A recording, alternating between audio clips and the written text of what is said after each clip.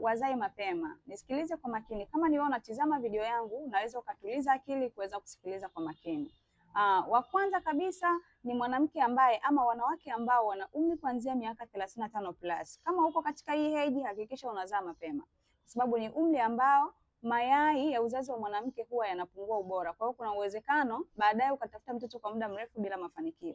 Lakini watu wa pili ni wanaume ambao wana age kuanzia miaka 40 na kuendelea. Kwa wanaume ni hivyo hivyo, kwamba ukishafikisha miaka 40 ubora wa mbegu za kiume huwa unapungua. Kwa hiyo unaweza ukafikisha miaka fulani ukashindwa kabisa kutungisha ujauzito. Lakini wengine ni wale wanawake ambao wana tatizo la uvimbe kwenye kizazi. Mwanamke yeyote ukiwa na uvimbe kwenye kizazi, unaweza ukapata shida sana kutafuta mtoto kwa muda mrefu bila matokeo. Kwa hiyo ukibahatika kubeba ujauzito, basi unashauriwa kuzaa mapema sana.